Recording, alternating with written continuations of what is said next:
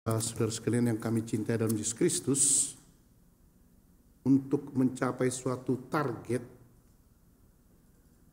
sebenarnya harus jelas apa yang dituju dan bagaimana nanti input dan outputnya. Itulah istilah orang kan, membuat perencanaan. Dan kalau dilihat dari Injil hari ini, memang agak samar-samar sebenarnya kan bagaimana langkah-langkah untuk melaksanakannya, sulit itu. Tapi rupanya Yesus mau memberikan satu pendasaran bagi semua yang diutusnya. Pendasaran dasar yang sangat dasar lah. Tidak langkah ini, tapi dasarnya. Dan dengan itu bisa kalian berjalan. Dan itu memang dilaksanakan oleh dasar ini ya, oleh para misionaris. Dan kadang-kadang dasar itu aja dibawa, langkah-langkahnya tak jelas, spontan. Banyak juga misionaris seperti itu. Tergantung kepada Roh Kudus, katanya kan. Roh Kudus akan memimpin.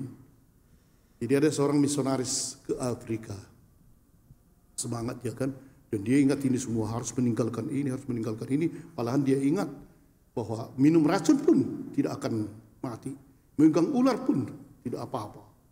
Di Afrika banyak pula binatang buas, dilaksanakannya lah itu. Jadi pada suatu hari dia mau dari kampung ini mau kampung sana. Orang bilang ditemani, tak usah. Tuhan menyertai. Pas rupanya sore-sore hampir sampai dia, datanglah seekor singa yang kelaparan. Dikejarlah dia pun lari. Tapi kemudian dia sadar, Tuhan melindungi. Maka di hadapan singa itu, akhirnya dia mengatakan, Tuhan, buatlah singa ini menjadi pengikutmu, jadi Kristen. Singanya berhenti. Wah, luar biasa.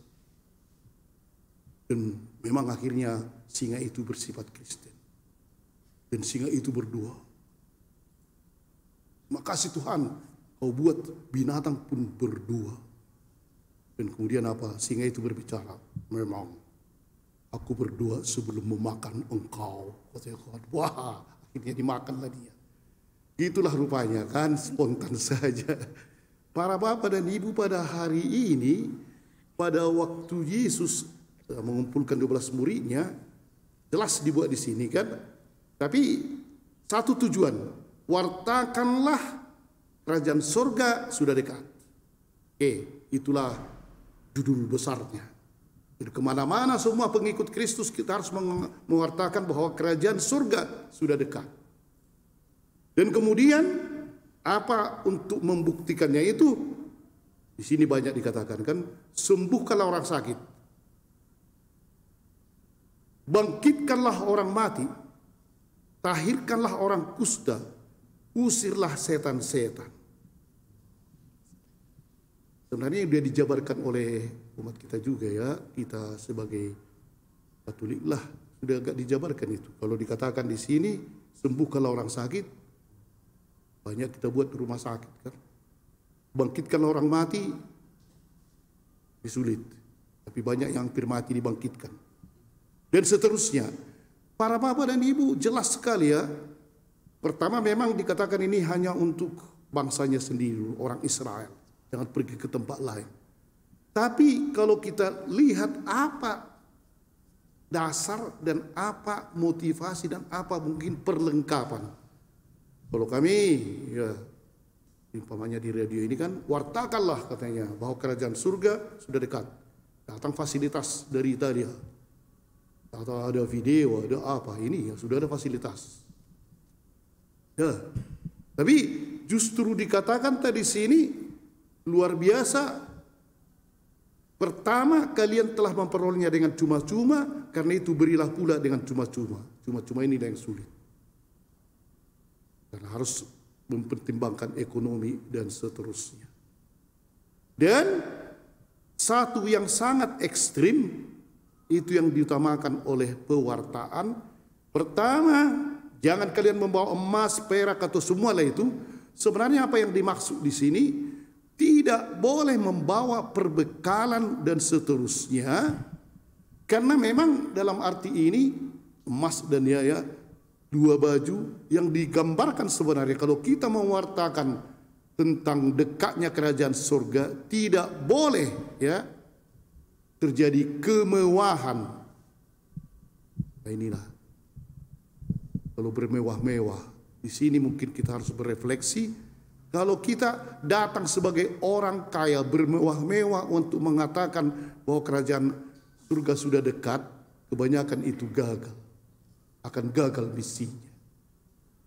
Karena motivasi dari pewartaan itu dilihat orang adalah kemewahan, keduniawian. Padahal rupanya yang diinginkan oleh Yesus bukan itu. Justru yang diinginkan oleh Yesus itu semua serahkan kepada Tuhan. Malahan dikatakan tadi, masuklah ke satu buah kota, kalau ada orang yang layak, mencari orang layak, tinggallah di sini.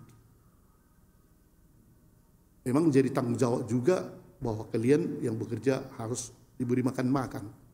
Para bapak dan ibu dan saudara sekalian, apa sebenarnya pesan dari Injil hari ini? Jangan terus kita pikir misionaris itu ya pastor, suster, dan lain-lain. Tidak.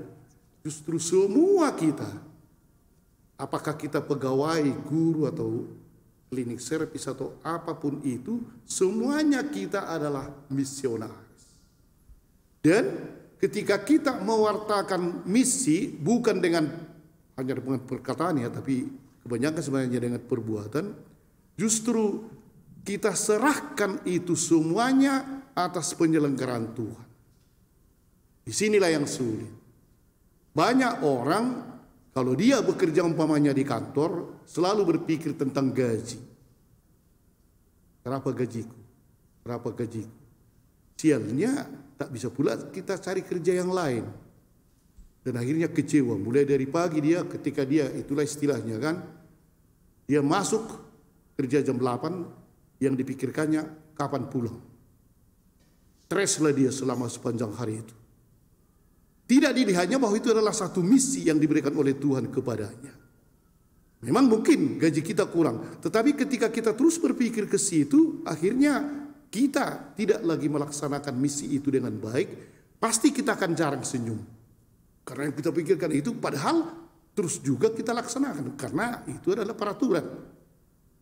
Bapak dan Ibu, pada hari ini itulah yang ingin dikatakan oleh Tuhan, bukan maksudnya terus-teruslah serahkan saja, tapi ketika kita melaksanakan itu, selalulah Tuhan, inilah caraku